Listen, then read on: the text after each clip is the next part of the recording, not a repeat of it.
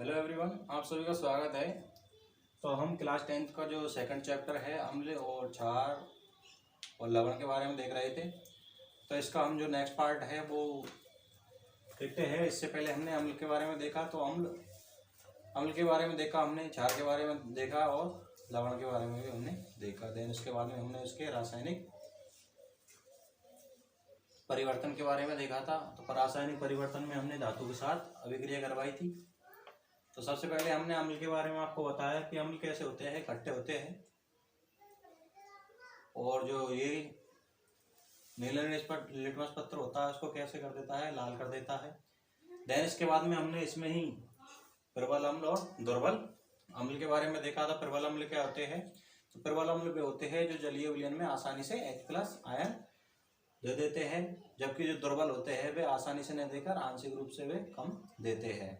उसके बाद में हमने इसी में क्षार में हमने देखा कि क्षार क्या होते हैं। क्षार स्वाद में कैसे होते हैं, कड़वे होते हैं। और देन इसके बाद में ये जो लाल लिटमस पत्र होता है उसको नीला कर देते हैं।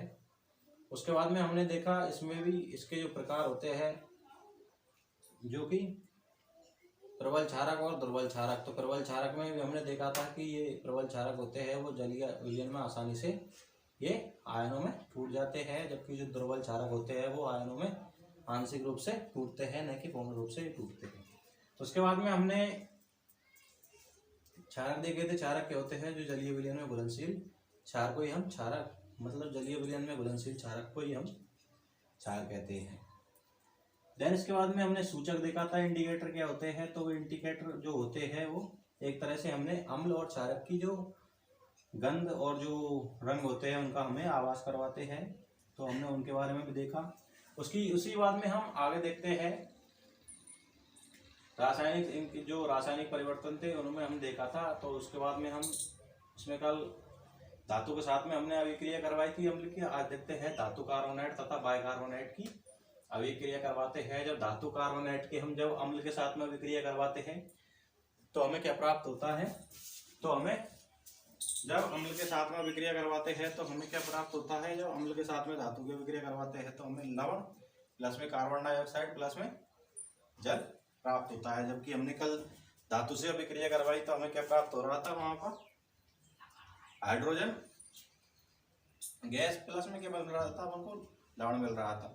उसी क्रम में हम आगे देखते हैं। इसी प्रकार हम जब अम्ल की बाइकार्बोनेट्स के साथ में अभिक्रिया करवाते हैं, ये धातु कार्बोनेट का ही उदाहरण है। इसमें हमें जब हम हाइड्रोक्लोरिक अम्ल की सोडियम कार्बोनेट के साथ में अभिक्रिया करवाते हैं तो NaCl जो कि साधारण नमक होता है जिसका हमें जलीय विलयन प्राप्त होता है, प्लस में हमें कार्बन डाइऑक्साइड और जल हमें प्राप्त होता है।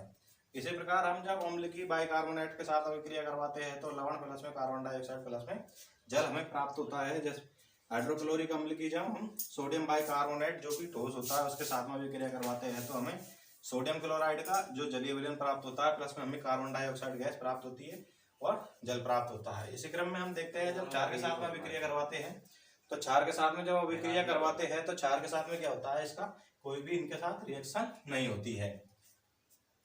इसी के बाद में हम देखते हैं कार्बन डाइऑक्साइड की जांच टेस्ट के लिए क्या करते हैं। तो सबसे पहले हमें जो कार्बन डाइऑक्साइड प्राप्त होती है, जो उत्पादित होती है, उसको क्या करते हैं हम चूने के पानी से प्रवाहित करने पर ये क्या हो जाता है? जैसे पानी का जो रंग होता है वो दूधिया हो जाता है, मतलब दूध के समान ये हो जाता है, जिससे हमें कार्बन डाइऑक्साइड की जो हम टेस्ट या जांच करते हैं उसका हमें पता लग जाता है। तो जब हम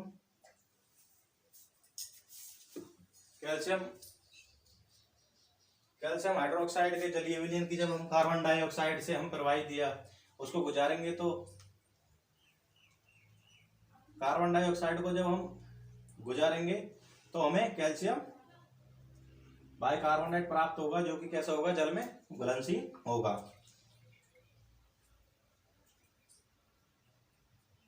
तुम कैल्शियम हाइड्रोक्साइड की जब कार्बन डाइऑक्साइड गैस में हो, जब उसको उत्पादित कार्बन डाइऑक्साइड को चूने के पानी से प्रवाहित करने पर जो पानी का रंग कैसा हो रहा है? दूधिया हो रहा है, जो कि कैल्शियम कार्बोनेट कारण होता है और हमें प्लस में क्या होता है? जल प्राप्त होता है। इसी प्रकार हम जब अधिक मात्रा में कार्बन डाइऑक्साइड प्रवाहित करते हैं तो हमें क्या प्राप्त होता है? जब कैल्शियम कार्बोनेट को हम जल के साथ में प्लस में कार्बन डाइऑक्साइड के गैस के साथ में हम जब अभिक्रिया करवाते हैं तो हमें क्या प्राप्त होता है?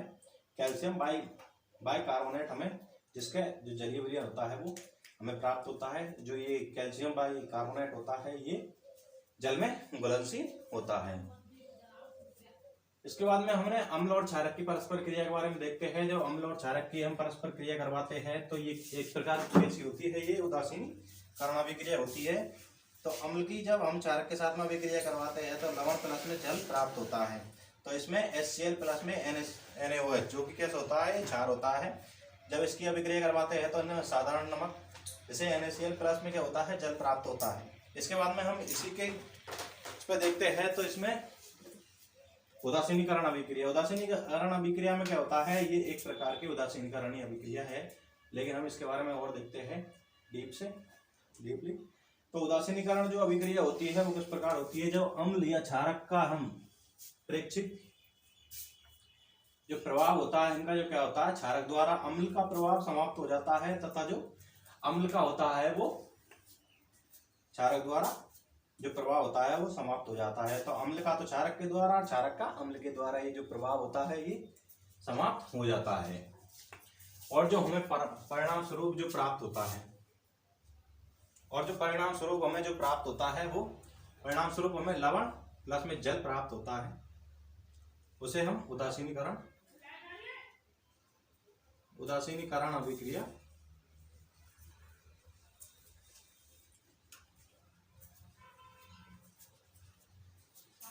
कहते हैं। तो जब देखते हैं जैसे हम सोडियम हाइड्रोक्साइड जो भी कैसा है, ये क्षारक है जिसका सोडियम हाइड्रोक्साइड के जब हम जलीय विलयन की जब हाइड्रोक्लोरिक अम्ल के जलीय विलयन के साथ में अभिक्रिया करवाते हैं तो हमें जो सोडियम क्लोराइड है उसका जलीय विलयन प्लस में हमें जल प्राप्त होता है।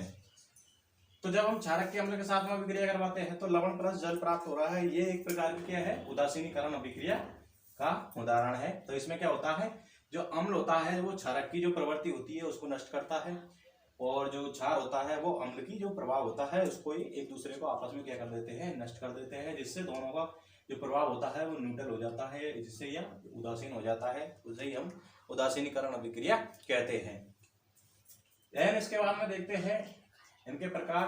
जब हम प्रबल अम्ल की जब दुर्बल क्षारक के साथ में अभिक्रिया करवाते हैं तो हमें जो इसका जो लवण प्राप्त होगा वो किस प्रकार का लवण प्राप्त होगा, तो वह अम्लीय प्रकार का लवण प्राप्त होगा, प्लस में हमें क्या होगा, जल प्राप्त होगा। इसी प्रकार हम देखते हैं जब प्रबल अम्ल का जब प्रबल क्षारक के साथ में अभिक्रिया करवाते हैं तो किस प्रकार का हमें प्राप्त होता है, तो ये जब प्रबल अम्ल का प्रबल क्षारक के साथ में अभिक्रिया करवाते हैं तो हमें उदासीन लवण प्राप्त होता है, प्लस में हमें जल प्राप्त होता है।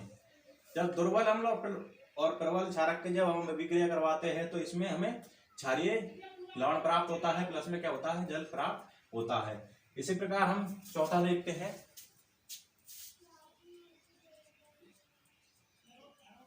तो दुर्बल अम्ल प्लस में हम प्रबल या दुर्बल क्षारक लेते हैं तो इसमें भी क्या होता है, उदासीन लवण प्राप्त होता है, प्लस में हमें जल प्राप्त होता है। तो प्रबल अम्ल और प्रबल क्षारक लेने पर हमें उदासीन लवण, और जबकि दुर्बल अम्ल और दुर्बल क्षारक लेने पर भी हमें उदासीन लवण प्राप्त होगा, प्लस में जल प्राप्त होगा।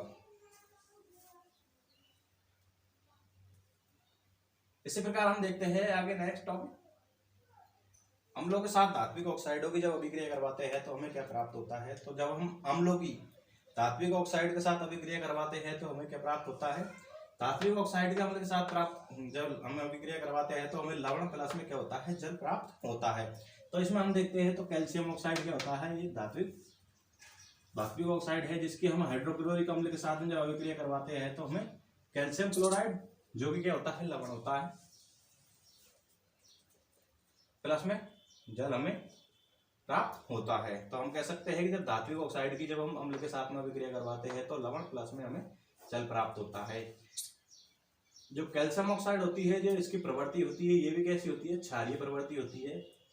क्यों होती है, जब हम कैल्शियम ऑक्साइड की जब अभिक्रिया करवाते हैं अम्ल के साथ, किसी अम्ल के साथ में, तो ये क्या बनाता है, लवण प्लस जल बनाने के कारण इसकी जो प्रवृत्ति होती है वो कैसी होती है, क्षारीय प्रवृत्ति होती है। तो आप समझ गए होंगे जो कैल्शियम ऑक्साइड की जो प्रवृत्ति होती है वो क्षारीय होती है। क्षारीय होती है तो क्यों होती है, वो जब हम कैल्शियम ऑक्साइड की जब किसी अम्ल के साथ में अभिक्रिया करवाते हैं तो हमें लवण प्लस में जल प्राप्त होने के कारण ही इसकी जो प्रवृत्ति होती है वो क्षारीय होती है। इसी प्रकार जो कैल्शियम ऑक्साइड इसकी क्षारीय प्रवृत्ति होती है, और जो मैग्नीशियम ऑक्साइड है उसकी भी प्रवृत्ति होती है, वो कैसी होती है, क्षारीय प्रवृत्ति होती है। इसके बाद में देखते हैं नेक्स्ट अधात्विक ऑक्साइड की। जब हम क्षारों के साथ में अभिक्रिया करवाते हैं तो क्या प्राप्त होता है, तो अधात्विक ऑक्साइड हमारा जैसे कार्बन डाइऑक्साइड, जिसकी हम कैल्शियम हाइड्रोक्साइड जो कि क्षार होता है, तो इसके साथ अभिक्रिया करवाते हैं तो हमें लवण प्लस में क्या होता है, जल प्राप्त होता है। अधात्विक ऑक्साइड प्रवृत्ति में अम्लीय होते हैं। अम्लीय इसलिए होते हैं जब अधात्विक ऑक्साइड के हम क्षार के साथ में अभिक्रिया करवाते हैं तो हमें क्या प्राप्त होता है, लवण होता है। और लवण प्राप्त कब होता है, जब हम किसी क्षार की जब अम्ल के साथ में अभिक्रिया करवाते हैं तो हमें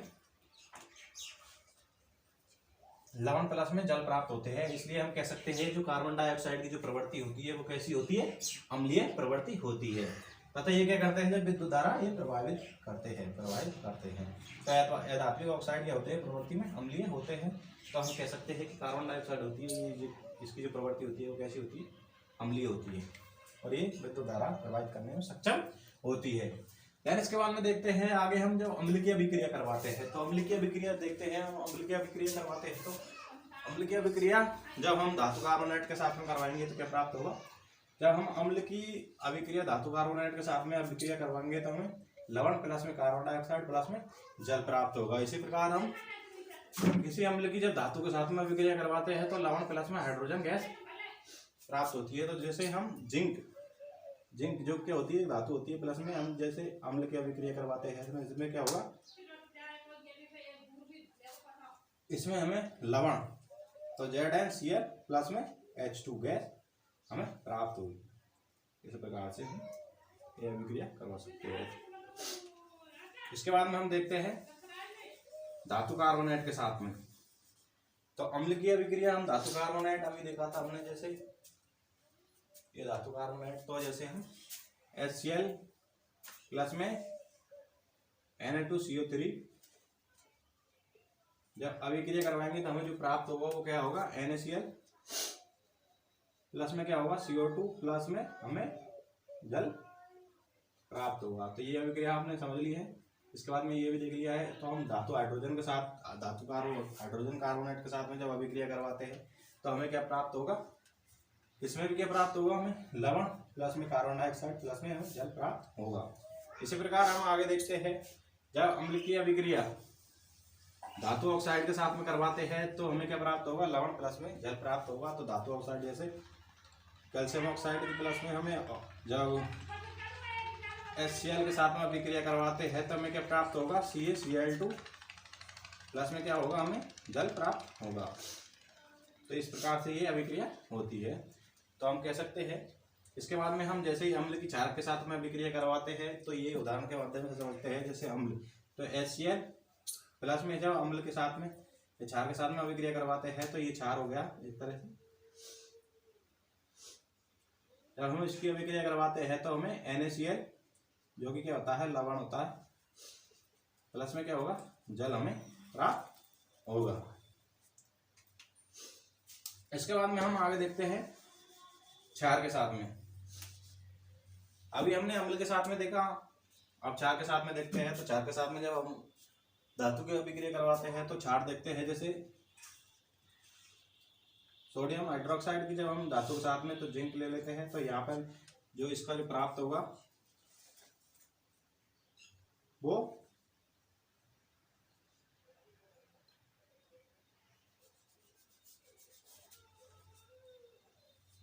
जब हम NaOH ये अभिक्रिया किसी धातु जैसे हम कैल्शियम ले लेते हैं तो इसमें हमें क्या प्राप्त होगा,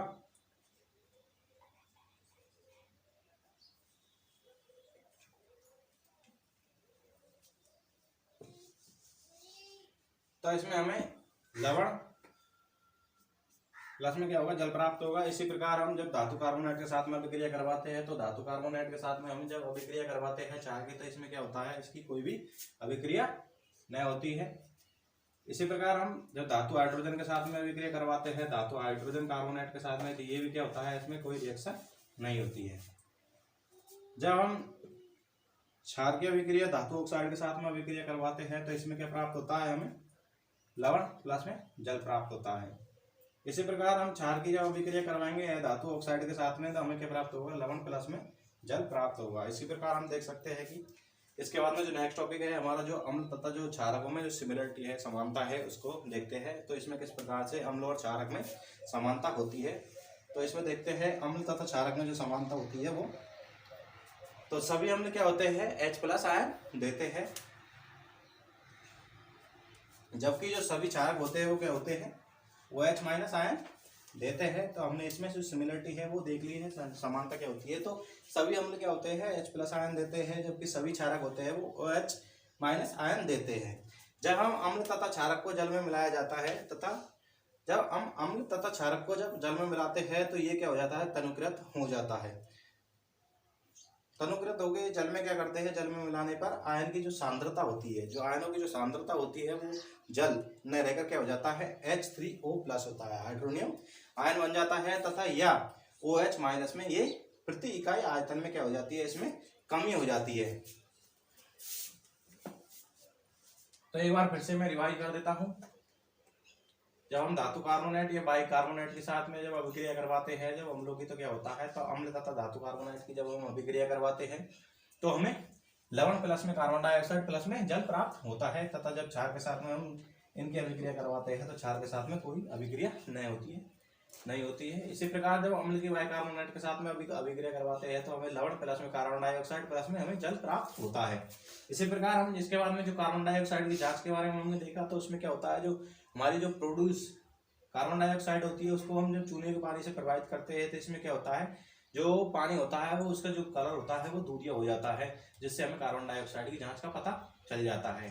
तो इसमें जब हम कैल्शियम हाइड्रोक्साइड का जो जलीय विलयन होता है उसको जब कार्बन डाइऑक्साइड गैस से गुजारते हैं तो इसमें कैल्शियम कार्बोनेट प्लस में क्या होता है, जल प्राप्त होता है। इसी प्रकार हम जब इसको अधिक मात्रा में लेते हैं तो अधिक मात्रा में कार्बन डाइऑक्साइड जब हम प्रभावित करते हैं तो इसमें क्या होता है, जब कैल्शियम कार्बोनेट में जब जल प्लस में कार्बन डाइऑक्साइड गैस में जब प्रभावित करते हैं तो हमें कैल्शियम बाइकार्बोनेट का जो जलीय विलयन प्राप्त होता है, जो कि जल में क्या होता है, घुलनशील होता है। इसी प्रकार हम देख सकते हैं आगे हम अम्ल तथा क्षारक की जो परस्पर अभिक्रिया है उसको करवाते हैं, तो हम लोग क्षारक की जब हम अभिक्रिया करवाते हैं तो हमें लवण प्लस में जल प्राप्त होता है। जो HCl जब हम सोडियम हाइड्रोक्साइड के साथ में जब अभिक्रिया करवाएंगे तो इसमें सोडियम क्लोराइड प्लस में हमें जल प्राप्त होगा। इसी प्रकार हम उदासीनीकरण अभिक्रिया देखी हमने, जब अम्ल तथा क्षारक की जो प्रेक्षित प्रभाव को क्षारक द्वारा अम्ल का तथा अम्ल के द्वारा क्षारक का जो प्रभाव होता है वो समाप्त हो जाता है, जिसके परिणाम स्वरूप हमें लवण प्लस जल प्राप्त होता है, उसे हम उदासीनीकरण अभिक्रिया कहते हैं। तो इसमें हमने देखा, देन इसके बाद में हमने इनकी प्रवृत्ति के बारे में देखा। तो प्रबल अम्ल प्लस में दुर्बल क्षारक की जब अभिक्रिया करवाते हैं तो जो इसकी प्रवृत्ति होती है वो अम्लीय लवण होती है, जबकि जो दुर्बल अम्ल प्लस में प्रबल क्षारक के साथ में अभिक्रिया करवाते हैं तो इसकी जो प्रवृत्ति होती है वो क्षारीय होती है। इसी प्रकार हम आप आगे देखना, अगर आपको समझ में नहीं आया तो आप दोबारा हमें कमेंट करके बता सकते हो। इसी प्रकार हम अम्ल के साथ में जो धात्विक ऑक्साइड का अभिक्रिया करवाते हैं धात्विक ऑक्साइड की, तो अम्ल के साथ में लवण प्लस जल प्राप्त होता है। तो आपको समझ में आ गया। तो इसकी प्रवृत्ति हमने कैल्शियम ऑक्साइड की जो प्रवृत्ति बताई है वो क्षारीय बताई है, क्योंकि क्षार की जब हम हाइड्रोक्लोरिक अम्ल के साथ में अभिक्रिया करवाते हैं तो लवण प्लस जल प्राप्त होता है। इसी प्रकार हम धात्विक ऑक्साइड की क्षार के साथ अभिक्रिया करवाई तो हमें कैल्शियम कार्बोनेट जो कि लवण होता है प्लस में जल प्राप्त होता है।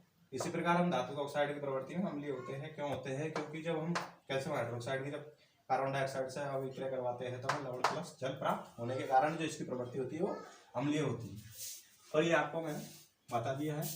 तो आज के लिए इतना ही, नेक्स्ट वीडियो में मिलते हैं जल्दी। अगर आपको वीडियो पसंद आई हो तो वीडियो को लाइक करें और चैनल को सब्सक्राइब करना नहीं भूलें, ताकि आगे जो नेक्स्ट पार्ट डलेगा जो आपको नोटिफिकेशन उसकी तुरंत प्रभाव से मिल जाए। थैंक यू, धन्यवाद, जय हिंद।